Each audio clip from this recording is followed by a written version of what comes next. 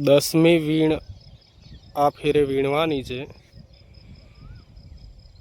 JU કંપનીનું આયાકા, તીર અને ઇકોમેક્સ વાપરેલ છે.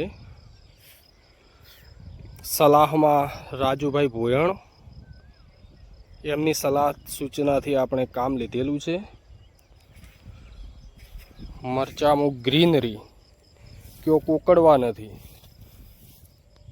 જાણે તાજું વાવેતર કર્યું હોય એ રીતનું નવો ફાલ છે.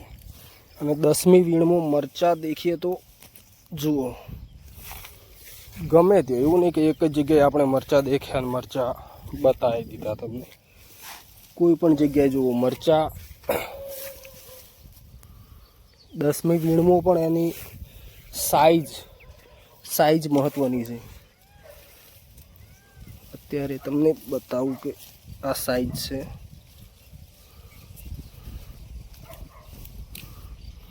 નથી કયો મૂઢિયા દાજેલા. આ જેયુ કંપનીનો કમાલ છે દોસ્તો. 10મી વીણમાં પણ મરચાની સાઈઝ એવી સારી છે. નવું ફ્લાવરિંગ. 11મી વીણ આવશે મારા ખ્યાલથી.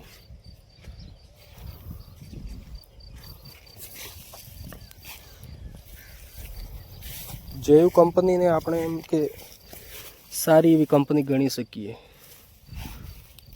બહુ સરસ મરચાં બનાવે છે. હવે જુઓ,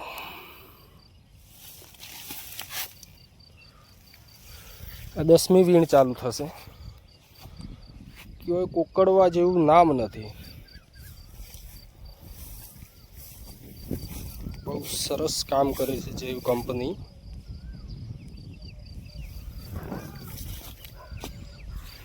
નવું ફ્લાવરિંગ પણ બહુ સારું છે.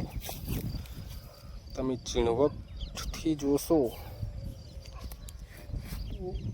દેખાશે તમને કે નવું ફૂલ કેટલું આવ્યું છે.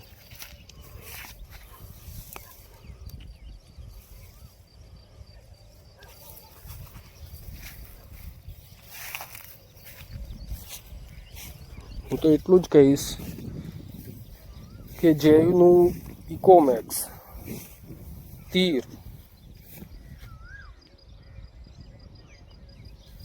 અને આયાકા નાખવું જોઈએ. સસ્તું અને સારું રિઝલ્ટ સારું મળે છે. 10મી વીણ આપણે હવે બસ થોડાક જ સમયમાં વીણી લઈશું.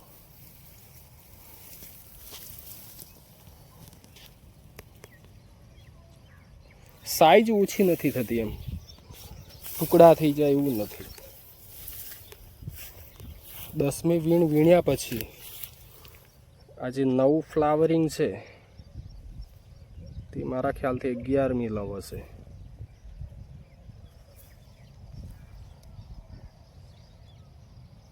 કોઈ કોકડવા નથી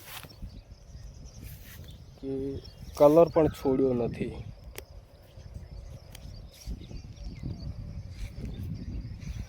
આ પ્લોટમાં તમને ક્યાંય પીળાશ નહીં દેખાય.